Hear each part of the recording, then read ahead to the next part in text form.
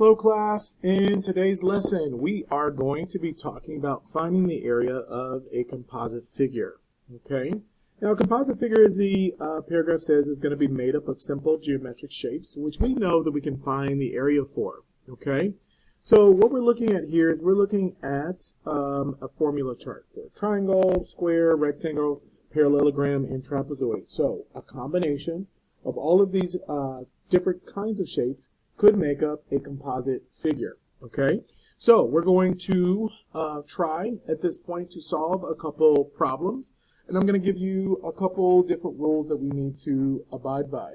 Okay, now what we're going to do at this point is I'm going to show you a couple different shapes. Shapes 2 and 3, okay, is what we're going to be working on today. These are some that we actually worked on in class, but I'm going to do these again, so just in case you'd like, you can go back through your notes and compare to make sure that there is a full understanding. Now, step number 1 says that I am going to separate my composite figure into the fewest number of basic shapes that I can find the area for. I'm going to identify each shape and make sure that I identify the formula as well. Step number 2 says that I'm going to find the area of each of the shapes and combine my totals to make my final total for the entire figure. Okay, so we're going to focus on number 2 first. And as you notice in the directions here for number 3, it says that we're going to use 3.14 for the approximation of pi, but we'll get to that in just a moment. So let's go ahead and take a look specifically at number 2, and I'll go ahead and increase the size here. We have what looks to be, I guess, a rocket ship or something. Now, I want you to think to yourself, what is the fewest number of shapes that I can divide this into? Now, I have a couple different people that have said, well, we can make a rectangle here. If you follow my arrow, I can make 2 different triangles here, here, and there. And then I can make another rectangle there. Okay? So I want you to ask yourself, is that the fewest number of shapes that I could actually make? I personally think that you could use the formula for a trapezoid and for a rectangle to attempt to find the total. So you don't see the trapezoid, let's show. I'm going to follow along. We show this and that. Okay. And then the subsequent rectangle starts here and goes there. Okay. So what I'm going to do at this point is I'm going to go ahead and switch over to my drawings page so that we can go through our formula. Okay, now before we go over to the drawings page, however, I want to go ahead and identify the different things that I need. So with my trapezoid, I'm going to know that I need several different things. I'm going to need a height, I'm going to need base 1, and I'm going to need base 2. Okay, so my height here for my trapezoid.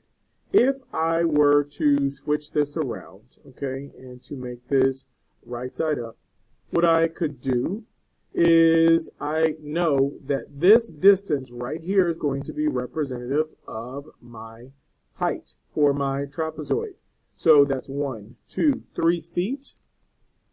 Base 1 is going to be here. Okay, that's 4 units or 4 feet. My bottom base is going to be 1, 2, which is what this is. 4 here, so 2 plus 4 is 6. 6 plus 3 is going to be 9, so base 2 is going to be 9 feet. For the rectangle, subsequent rectangle that I'm also going to use, I have 1, 2, 3, 4, 5, 6, 7, 8, which is this dimension here. I have a dimension here of 4 feet, so I'm going to use my base as 8 feet. And my height is 4 feet. Now with a rectangle, they are interchangeable, so it doesn't really matter what I use, okay? Because if I multiply 8 times 4 or 4 times 8, I still get the same number. All right, so switching over to my drawings page at this point. All right, so let's go ahead and pull this out just a bit, okay? Let's see. So now that I have the dimensions and I have approximations of what those shapes were, okay, so let's go ahead and start by writing down our equation. 1/2 times h times b1, or base 1 plus base 2. I'm simply going to plug in my values at this point. This is 1/2 times my height, which I've already identified up there, of 3, I'm going to put this in fraction form. You'll see why in just a moment.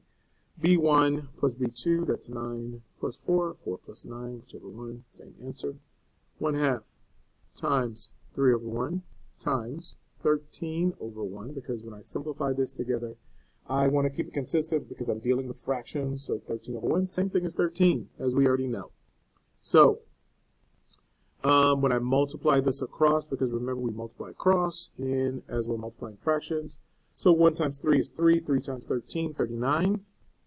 2 times 1, 2. 2 times 1, again, is 2. So I'm going to simplify this to go to be 19.5. And my unit is feet, and my unit of area is feet squared in this case. So that is my total there. Let's go ahead and look at the next formula for a rectangle, base times height. I'm going to take off my units for just a moment, then reattach them. 8 times 4 is going to be 32. 32 feet squared. Okay. Now, I want to get my total for my composite figure. So the total for my trapezoid, total for my rectangle is going to be 19.5. I'm going to go ahead and do this. Bring it down just a bit. Okay. Rectangle 32. Just going to put it in decimal form to make sure that when I add up properly. Okay. This is going to become, okay, at this point, 51.5 square feet. Okay, so that is what that shape was decomposed to.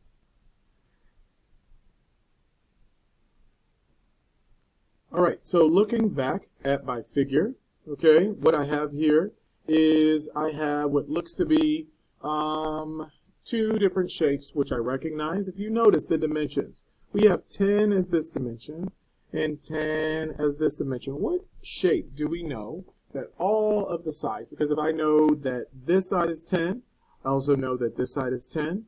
If this side is 10, I also know that this side is also 10. What shape do I know that all 4 sides are the same? That's right, I know that it's a square. I also have what looks to be half of a circle or a semicircle. At this point, I can use the area formula for a circle and simply take half of that value, okay? So at this point, let's go ahead and start solving. I'm going to switch back over to my drawings page. All right, so now I know that I have a square. So one side, as I noted, was 10 meters. One side was 10 meters, okay? So the area formula, because I know that this is 10 meters, okay? The area formula for a square can either be area is equal to base times height, this times that, because it's a quadrilateral, or we also know another version, which is s squared. So if one side is 10, I'm simply going to square that value. So the area of my square becomes 100 meters squared. Meters squared. Unit squared is always going to be the unit for area. Okay. Now, let's think about this. This piece was attached here. I know that, and this drawing is not to scale, of course, I know that from here to here, 5 meters, from here to here, also 5 meters. So if I know that I need the radius for my area formula for a circle, because area is equal to pi r squared, what is the radius going to be? If I know that this distance from here to here is 5 meters, as this, I'm going to use a colored pen. If I know that this distance is 5 meters, I know as this turns around going here, this is also going to be 5 meters. Okay, so my radius is 5 meters. So let's go ahead and solve. We have 3.14 times 5 squared, also known as 3.14 times 25. Okay, so times 25. And again, thanks to the magic of YouTube, this is going to be 78.5 meters squared. So for goodness sake, please do not get caught and try to add this and this together. Because remember, what kind of circle is this? This is a semicircle, also known as a half circle. So what do we have to do to figure out the area for this piece? I'm then going to divide this part, divided by 2, and that's going to give me, in this case, 39.25 meters squared. Okay? So the area of this full square and the area of this semicircle is going to be 39.25 meters squared, 100 meters squared here. So my total. And for the sake of consistency, what I'm going to do is I'm going to extend 100 out to 100.00 because we know that it means the exact same thing, so the square. And my, we'll say semicircle, okay, it's going to add up to be 139.25 meters squared, okay? So as always, what you can do is you can back this up. You can back it up to go back over any part that you did not quite understand. You may come to a tutorial session. You may ask me a question in class, and I hope that that helps you get to the answer. And again, I hope that this video as a whole has been helpful to you. And as always, you guys, I will see you tomorrow in class.